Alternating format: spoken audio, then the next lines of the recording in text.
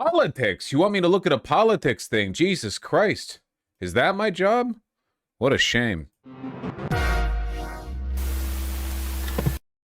Oh, look at that. How apropos, how Democrats are feeling about their party. Normally, whenever the New York Times does a cutout of a voter group and asks them what their feelings are, the results are psychotic. You know, how many times, especially in the lead up to 2024, did we see the New York Times be like, we interviewed 20 Democrats and here's what they had to say. And they were all like actually insane people. Well, we finally got something that confirms my priors, which means that I'm happy. Dem focus group at the New York Times. Do you prefer a candidate who identifies as progressive or a candidate who identifies as moderate? A progressive candidate, everyone. A moderate candidate, no one raised a hand. That's pretty nice. I like that. Where's the art? Can somebody pitch me the article? Can somebody give me the article? I can't get around it without getting rid of the images. I want the images. If you could give me an article, thank you. Give me free money, please. Give me the article. Give me give the big streamer the article. Yum yum. Work for me. Give me money. Thank you. Yum yum. No, I'll wait. I'll wait here for 40 minutes. I don't give a fuck. Oh, Eddie got it. Or did he? The link isn't loading. Sorry, Annie. It won't load. We do have a gifted link here, though. What word would you use to describe the Democratic Party? Paralyzed, sold out, afraid. 13 Democratic voters on Trump ice and their frustrations with the Democratic Party. I love this. This is why, and you know, Masaigu keeps saying this, and loath as I am to give credit to that weeaboo, there is a real point here. The shitlib types online who are trying to shove Gavin Newsom down your throat, I really don't think they're representative of the Democratic electorate. Like, we're getting poll after poll after poll indicate, like, the Democratic Party, the voter base, is really unhappy with the party, you know, really unhappy. So you know, the idea that the Dems need to pitch us better candidates is not just some fringe lefty complaint. It is the majority position of the I'm sorry, I don't want to like invoke drama or whatever. I'm not even gonna say, I saw like a lefty streamer, some lib shit, whatever, like unironically arguing that they would support, I don't know, Jeffrey Epstein as a Dem candidate over Hassan because Jeffrey Epstein might have better positions on Israel or something. I might be like misremembering that, but that was, I was like hallucinating the clip. I saw it first thing when I woke up. I opened my phone, I saw that, and I was like, what the fuck? And I rolled out of bed. I don't know. Yeah, that might have been like a bit. It's true, it was a Hutch. Okay, it might have been a bit. I don't know. Didn't Hutch used to play games? That's why you have to run? Oh yeah, my positions on Israel are going to be really favorable to the lib shit demographic. Yeah, they'll love what I've got to say on it. Participants in our group weren't unclear about what the party stands for, the greater good and the protection of civil rights, but many also expressed dissatisfaction with the lack of resolve this past year during shutdown fights as well as more broadly, even recognizing that there isn't much Democrats can do out of power.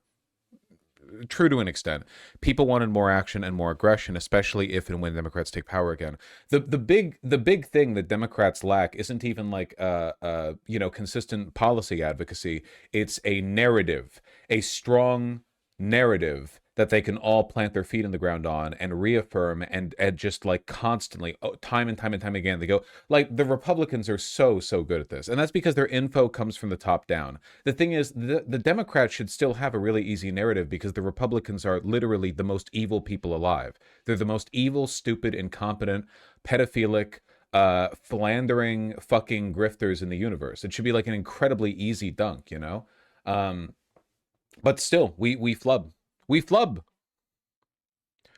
In particular, they wanted candidates who were young, progressive, and from a more modest or working class background with clear and simple messages.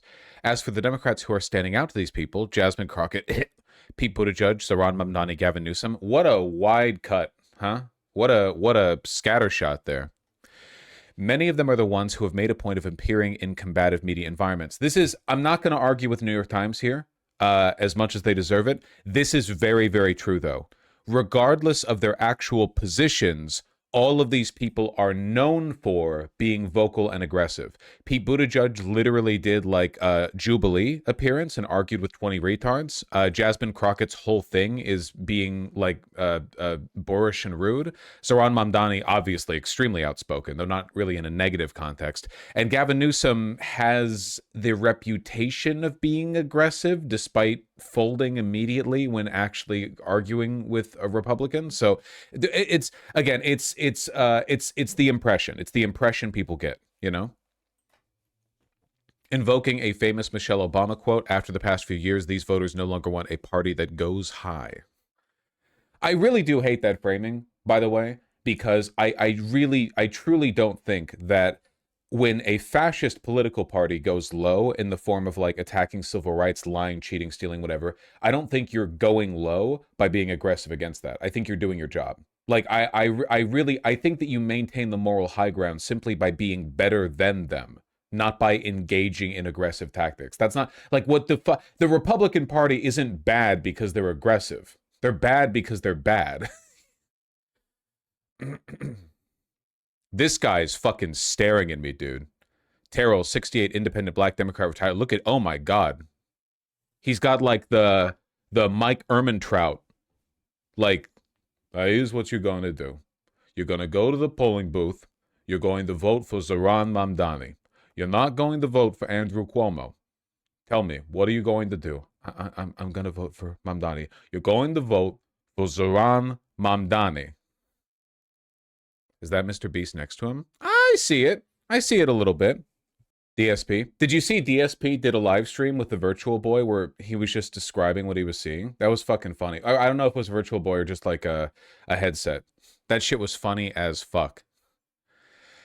Fill in the blank for me. I'm feeling blank about the way things are going in the country these days. Confused about the direction the country's going, frustrating, upset and concerned, discouraged, strongly. So yeah, nobody's happy.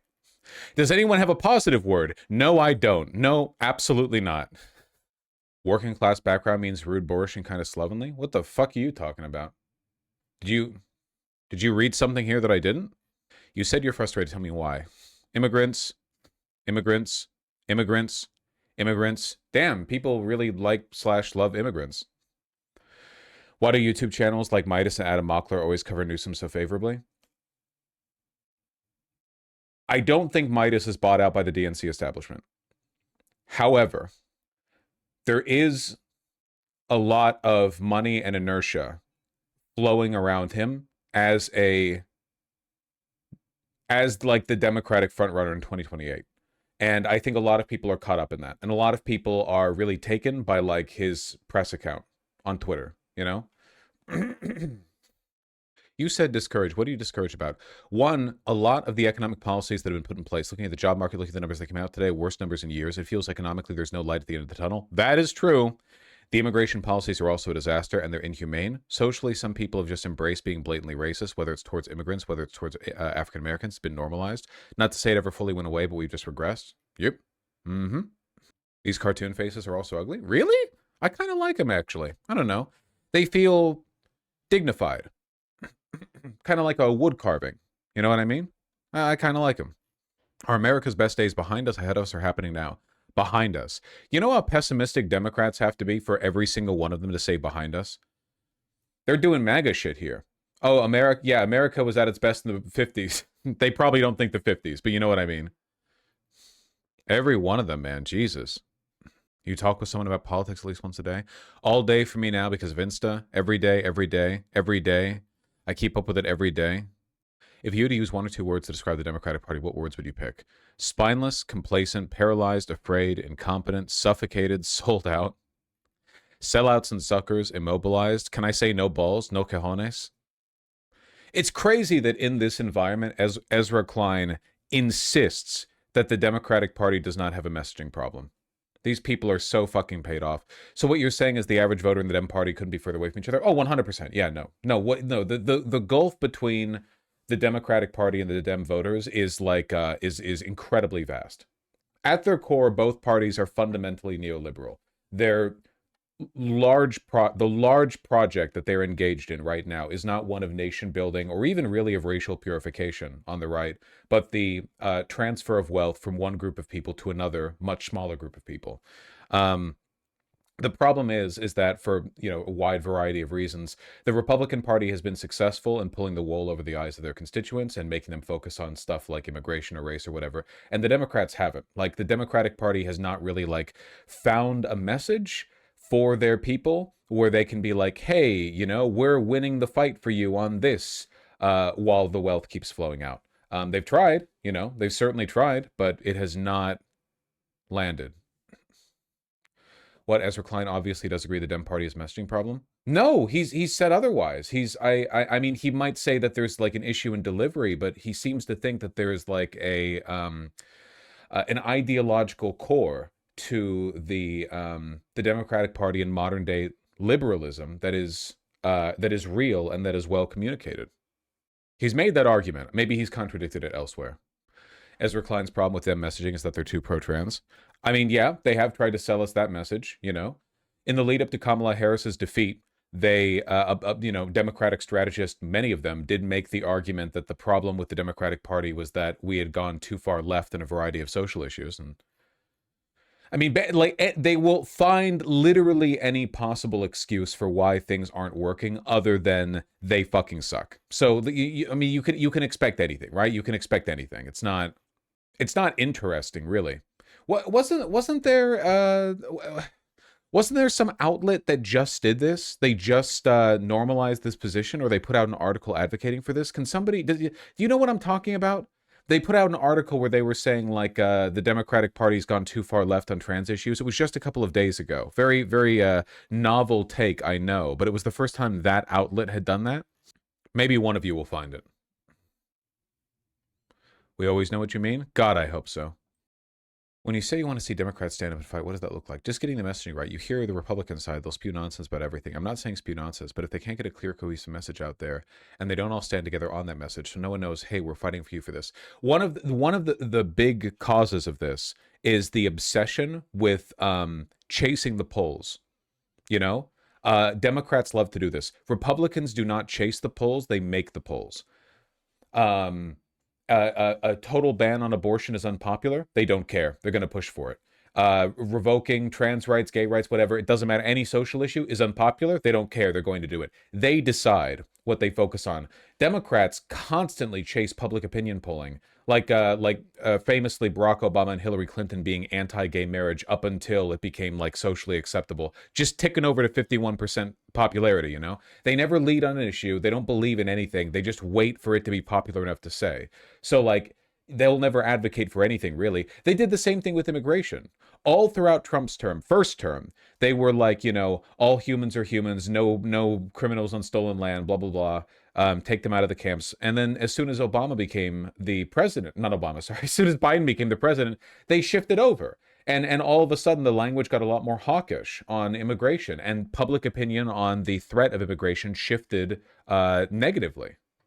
Case in point from yesterday? Well, yeah, this is the consequence of when you have two political parties, and one of them is just anti-trans, and the other one is anti-trans as soon as it's popular to be anti-trans. Like, yeah, of course, obviously there's going to be a shift there. It's not good. At least most people believe we should ban discrimination against trans people in hiring and housing. That's nice, at least. That tweet is from this. This is the tweet, or sorry, this is the article that I was thinking of. The argument, this liberal centrist rag. The trans rights backlash is real. The Dem Party is bouncing back. The trans right movement is not. That's not entirely true, by the way. I think that is I think that's misrepresentative.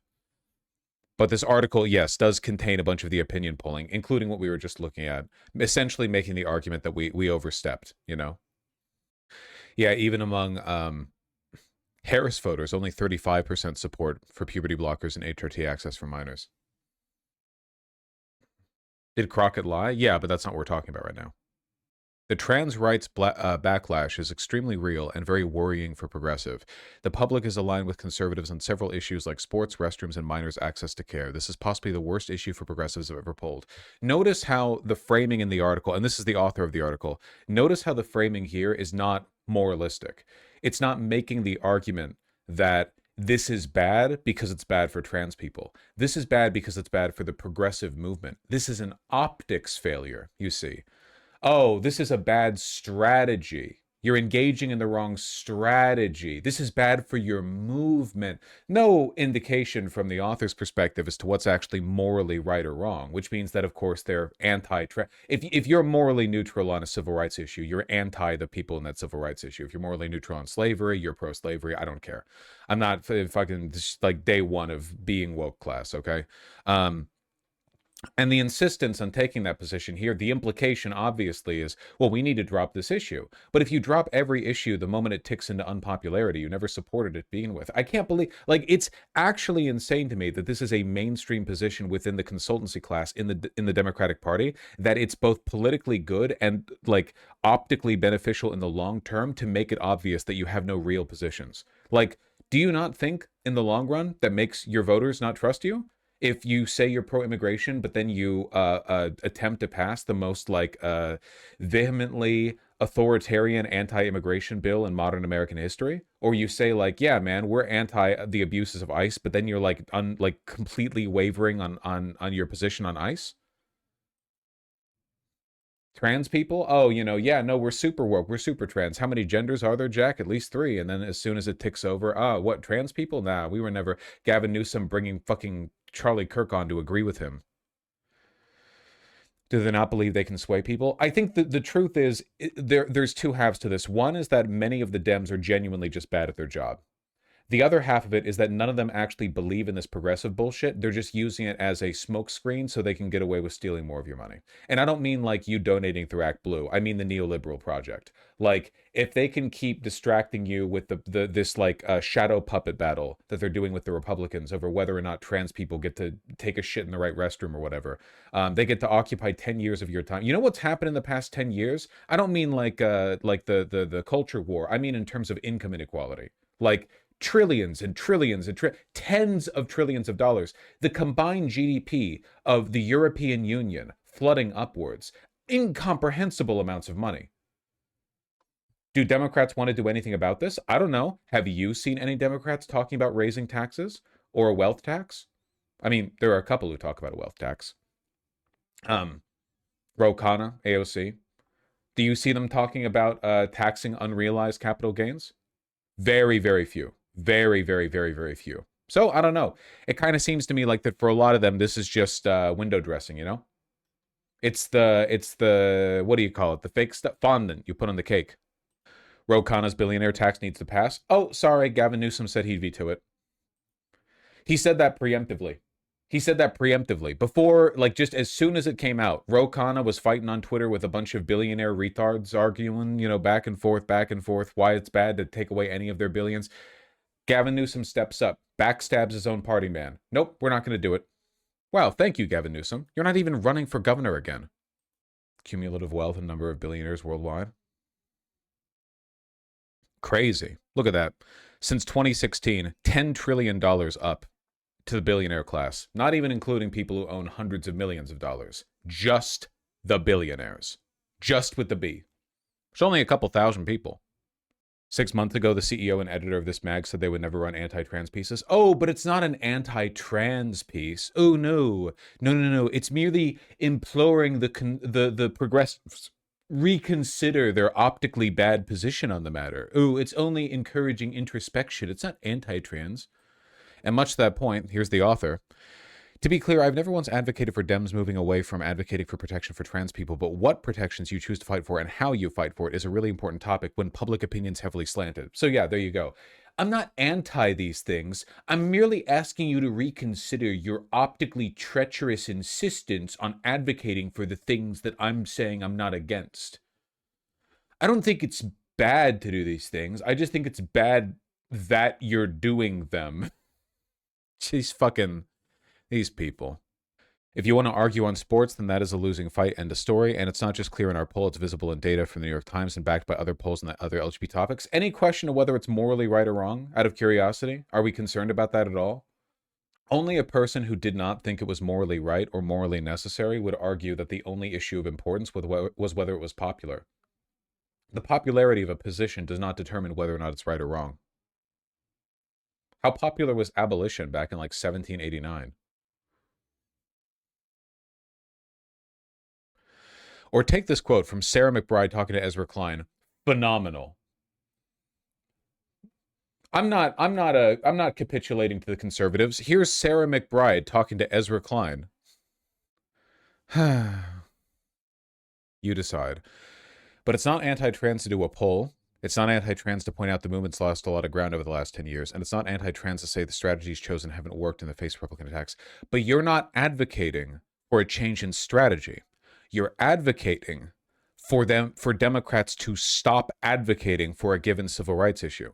That's not the same as a strategy. You're not offering a different strategy on how to advocate for trans rights. You're saying that you should abandon these positions. The dishonesty and smugness. I really do hate these Substack fucks. I really do despise them. This is like the like lib shit intellectual apparatus, you know? Everyone wants to be Ezra Klein because everyone's noticed that constantly licking the assholes of people in power has gotten him a lot of attention, you know? Oh, what a big Substack income. Oh, look at how much he costs to book for a speech, you know? What does he do? What does he say? Not much. He gets made fun of every time he takes a stand on anything or offers a position. I can't believe that with no prompting he came out and just abruptly said there was no Epstein conspiracy. Why? I'm sure he was paid to say it. But he's like the biggest liberal guy. He's quite possibly the most prominent person in their camp. And he's a fucking idiot. He said what? For no reason, and I mean that sincerely. I'm not saying that to like puff it up or whatever. Genuinely, with like no prompting, no reason, right towards the beginning of the big push for the Epstein files, he put out this dramatic statement where he was like, Epstein fucked kids, and also Epstein had a lot of powerful friends, but I believe those two halves of his life were very separate. Essentially arguing he didn't do sex trafficking, which we know that he did, and that there was no big criminal conspiracy where he did evil shit with a bunch of other powerful people, which, again, we know he did. Why did he say that? I don't know. How many affiliates of Epstein personally paid Ezra Klein over the course of his career? Probably quite a few. Is he mentioned the files at all? Nah, Ezra Klein's barely older than I am. He's not mentioned in the files. I guarantee you a lot of the people who like him are, though.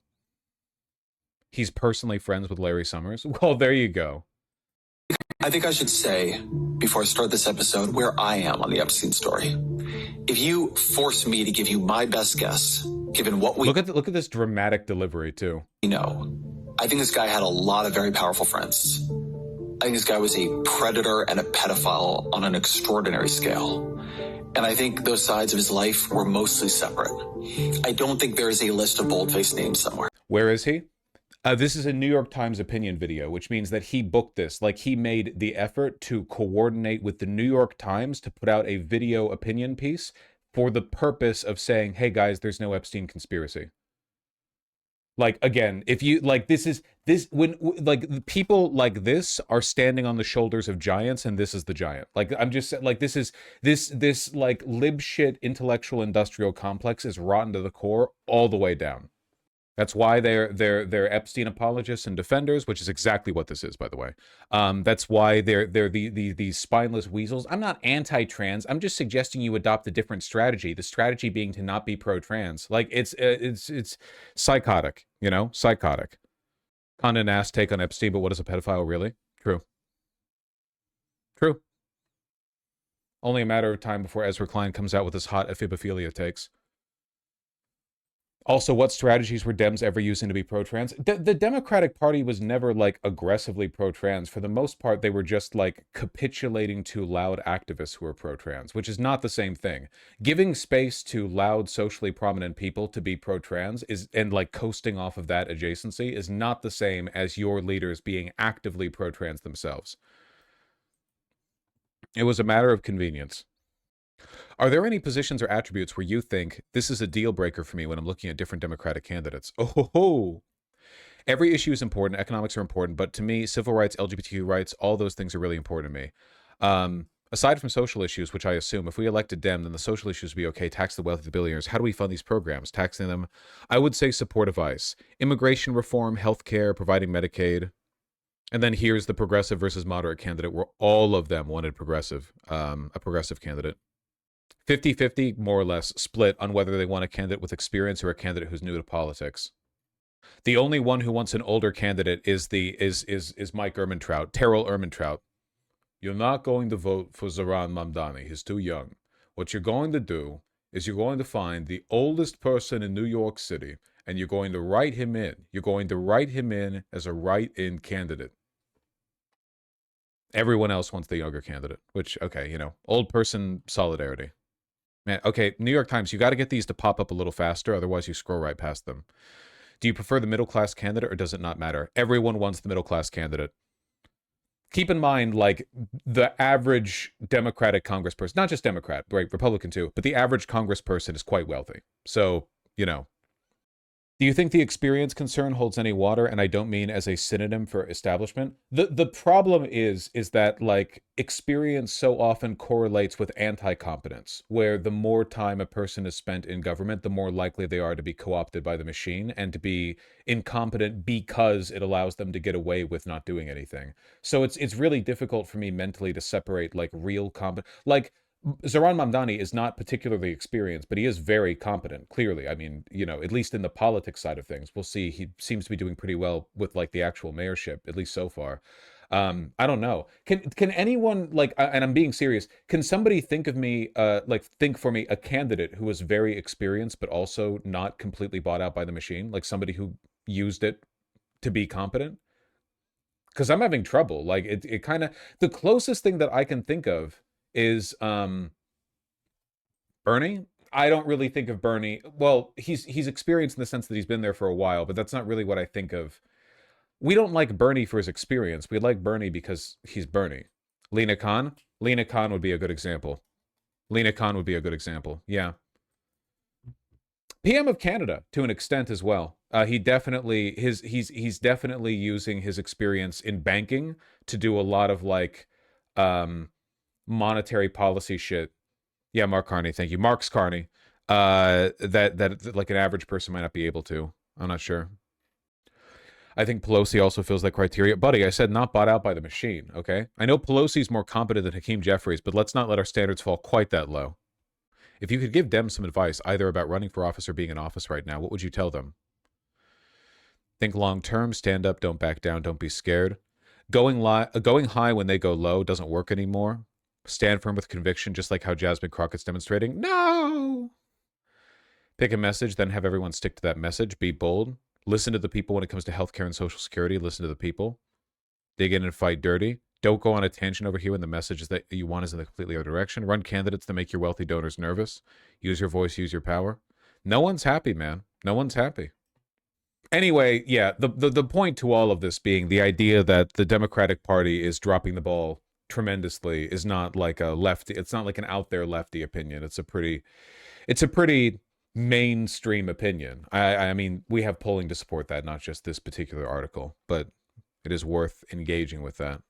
I'm a sports fan who understands trans females should not play with birth females, but also I don't give a fuck either. Okay, so this isn't really the point of what we're talking about, but it's tangential, but I do want to address it. To be clear, like, there have been studies, extensive studies, medical studies, with athletic medical scientists, that after 2 years of hormones, the athletic advantages conferred upon a trans woman over a cis woman in sports are essentially non-existent. The crazy thing is that we gave up on this argument completely, but we're right. We've always been right. For one, it's marginal, and I'm going to be real. Like, for the most part, I don't give a shit because there's like 20 trans athletes in total. There's not that many. It's very usual, especially because everyone talks about trans women, right? So it's like usually most trans women are worried more about, like, I don't know, dressing or makeup or what. They're busy with other shit. They don't want to be out there fucking suplexing people, and I get that. More power to them if they want to, but it's just not that common. But even then, I refuse to give up on a position that is correct just because everyone whines about the optics. Should it be front and center? Nah, probably not. Like the transport stuff? Nah. Republicans want it to be because intuitively it feels wrong to a lot of people, but I'm not going to give up on it just because it's, it just feels. This is such a losing issue. Why does anyone even bother addressing it? Because it's correct. What does it say about all of your positions that your willingness to say the true thing is contingent upon the perceived popularity of that true statement? You know? That's all I'm saying. I'm just saying, like, you have to be, you really can't concede, you cannot like preemptively concede here. Again, I don't think you should make it front and center because it's pretty marginal, but you really don't want to completely drop the ball on it. It's correct, but our rhetoric needs to evolve to be more persuasive. There's no rhetoric on it right now. Nobody's defending trans people in sports. No one talks about it. Seriously, like, look around. I'm Ozymandias, king of kings. Look upon my advocacy for trans women and cis women sports in despair. You know, what do you see? A fucking open desert. Like, there's nothing. There's no one talks about it anymore. The issue's been completely abandoned. Pick your fights, sure, but don't be wrong on the fights you're not taking, I guess is my point, you know? Like that, when was the last time you saw me getting a big fuss about this, right? I'm not out here, you know, I'm not wearing the trans sports hat or anything. I'm just saying if it gets brought up, I'm just going to acknowledge that it's true. Also, it's always going to be marginal. You know, now the mainstream position for a lot of Republicans is that they're calling women who aren't even trans men. Like that one boxer lady. Or there have been a couple of cases of female sprinters that have like really high T levels because testosterone is the chemical that makes you goated with the sauce. But they're cis women, you know. Yeah, the Algerian boxer, Min Khalif. Yeah. So, like, listen, okay? The attack against trans women participating in women's sports is and always will be a front to attack women's rights broadly. Much in the same way that being anti-trans women in women's bathrooms then leads to like butch lesbians getting attacked and like women getting policed over their appearance because maybe a chick's just a bit clocky, you know? She's got a pussy, she's just a bit clocky. What are you gonna do? Sometimes people are clocky. I'm a bit clocky. What do you want? And then they get beat up, you know? Like it never ends there. You can never allow bigotry on any front, no matter how marginal, because it's always a wedge to allow for the broadening of that bigotry, you know? Unified front. I'm still not willing to concede on the point that sports being fair is mostly an illusion. I don't know what you're on about. All I'm saying is that medical scientists have determined that past a certain point, trans women are really just like not carrying any advantages, you know? There's very, very marginal differences, certainly smaller than the range of potential athletic ability that you see within cis women, you know? But of course, sports isn't fair. Sometimes people are just goated. It's not all a skill issue. Anyway, we don't need to argue about this, okay? There's a really good video about how even sex is a spectrum because of extreme differences in genetic spectrum. Oh, buddy, the fact that sex, like biological sex, is a spectrum is, again, just that. It's a fact. Like medical science, American science, big people with lab coats and big glasses, you know? Life is never as simple as you think. But if you give up on these issues because people are, intuitively inclined to the wrong answer, then what are you going to do? Then give up on everything, you know? People have been intuitively inclined to the belief that people of different skin colors are fundamentally different for like millions of years or whatever. Like the tribalism directs us towards lots of shitty positions intuitively. It's your responsibility to determine what's right and then advocate for it. You know, you can't like give up ground every time because people are by and large retarded. That's ridiculous. What are you doing there? They can have small glasses too? Yeah, maybe.